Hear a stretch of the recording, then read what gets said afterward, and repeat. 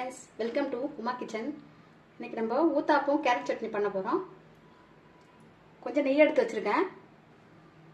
ஒரு 10 beans cut பண்ணி வச்சிருக்கேன், ஒரு 2 கேரட் கட் பண்ணி வச்சிருக்கேன், கொஞ்சம் கொத்தமல்லி எடுத்து வச்சிருக்கேன்.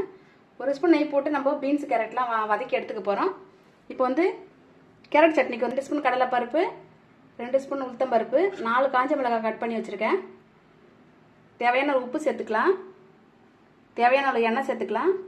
2 கேரட் துருவி வச்சிருக்கேன், 2 தேங்காய் பத்தை எடுத்து துருவி வச்சிருக்கேன், 2 வெங்காயம் கட் பண்ணி வச்சிருக்கேன், ஒரு தக்காளி கட் பண்ணி வச்சிருக்கேன், 4 பூண்டு பல்ல எடுத்து கட் பண்ணி வச்சிருக்கேன், ஒரு துண்டு இஞ்சி எடுத்து வச்சிருக்கேன். நம்ம தோசை மாவு வந்து நார்மலான தோசை மாவு தான் இது.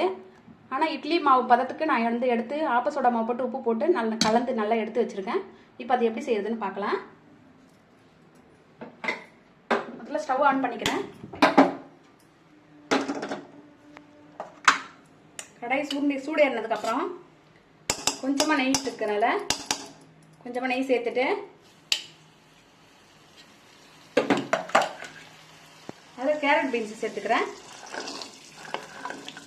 நம்ம லைட்டாக கேரட் பீன்ஸ் அதில் வந்து வதக்கி சேர்த்தா தான் கொஞ்சம் நல்லாயிருக்கும். பச்சையாக சேர்த்தோமா ஒரு மாதிரி நறுக்குன்னு இருக்கும். நம்ம மாவில் கூட பச்சையாக கூட சேர்க்கலாம், அது வெந்துடும். ஆனால் வந்து அது வெந்தாலும் அது நல்லா இருக்காது. நம்ம வதக்கி போட்டால் தான் நல்லா டேஸ்ட்டாக இருக்கும். நான் லைட்டாக வதக்கிக்கிறேன் நெய் போட்டு.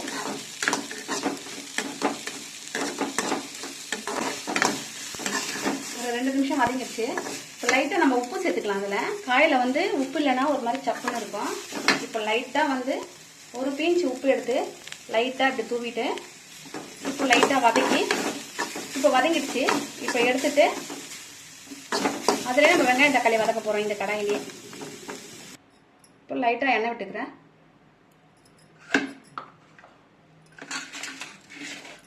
இதில் கடலை பருப்பு, உளுத்தம் பருப்பு, காஞ்ச மிளகாய் சேர்த்துறேன்.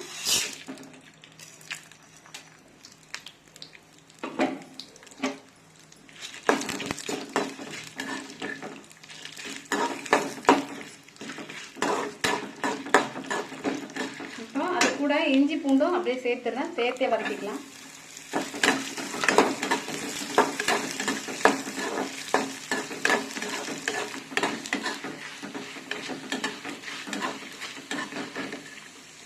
பருப்பு இஞ்சி பூண்டுலாம் நல்லா செவந்து வந்துச்சு. இப்போ வெங்காயம் சேர்த்துக்கலாம். வெங்காயம் கொஞ்சம் வதங்கினதுக்கப்புறம் தக்காளி சேர்த்துக்கலாம்.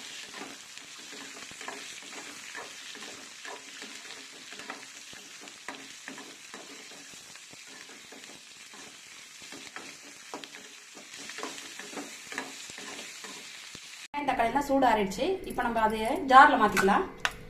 ஜாரில் மாற்றி அரைச்சி தாளிக்கலாம்.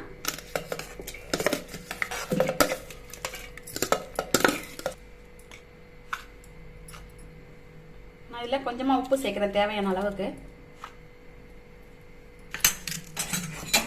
இப்போ இதை அரைச்சிக்கலாம்.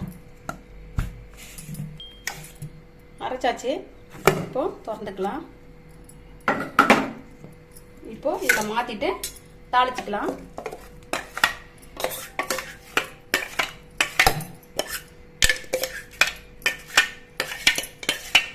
ஸ்டவ் ஆன் பண்ணிக்கிறேன். இப்போ அதை தாளிச்சுக்கலாம். சட்னியை கொஞ்சமாக எண்ணெய் விட்டுட்டு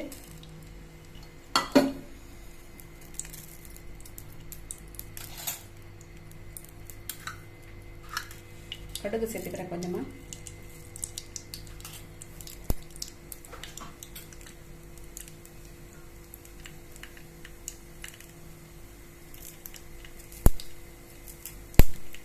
முடிஞ்சிச்சு. இப்போ கருவேப்பிலை சேர்த்துக்கிறேன்.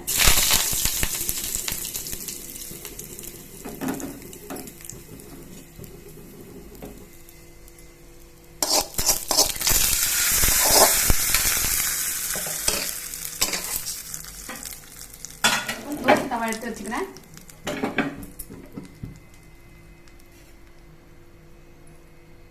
கல் சூடு ஏறினதுக்கு அப்புறம் நம்ம தோசை ஊற்றிக்கலாம். சூடு ஏறிச்சு. இப்போ நம்ம ஊத்தாப்பம் ஊற்ற போகிறோம். இதில் நம்ம 2-3 கூட ஊற்றிக்கலாம்.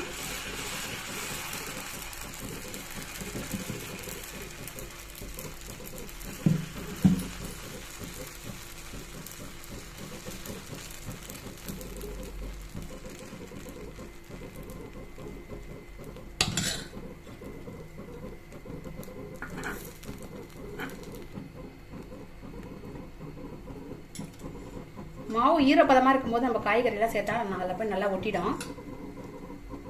மாவு ட்ரை ஆனதுக்கப்புறம் நம்ம போட்டோமா அதில் காய்கறி ஒட்டாது. அதனால் நான் ஈரப்பதமாக இருக்கும்போது போட்டுக்கிறேன். கொஞ்சம் கொத்தமல்லி மேலே தூவிக்கிறேன்.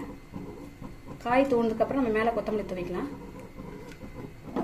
அந்த காயெல்லாம் வந்து இந்த மாதிரி நம்ம அதில் அழுத்தி விட்டால் அப்படியே நிற்கும், இல்லைன்னா கொட்டிடும். இந்த மாதிரி ஈரப்பதமாக இருக்கும்போது மாவில் போட்டுட்டு நம்ம சேர்த்துட்டோமா கொஞ்சம் சுற்றி நெய்யோ இல்லை எண்ணெயோ நம்ம எது வேணால் சேர்த்துக்கலாம். சேர்த்துட்டு நம்ம மூடி போட்டு வச்சா நல்லா வெந்துடும். நான் எண்ணெய் சேர்க்குறேன்.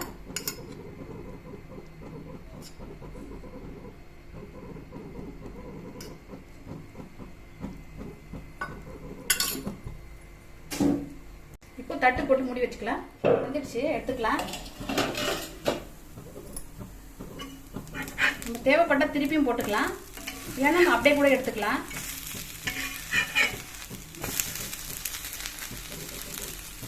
நான் வந்து திருப்பி வச்சிருக்கேன். திருப்பி போடலாம் பரவாயில்ல, நம்ம அப்படியே கூட எடுத்துக்கலாம். இப்போ எடுத்துக்கலாம். ஸ்டவ் ஆஃப் பண்ணிடுறேன்.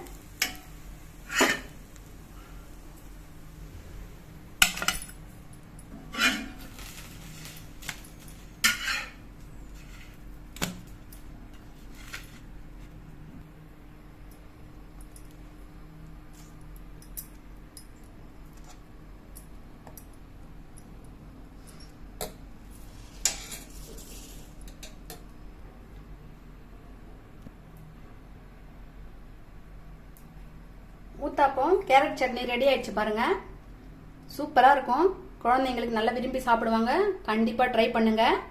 மறக்காம சப்ஸ்கிரைப் பண்ணுங்க, லைக் போடுங்க, ஷேர் பண்ணுங்க.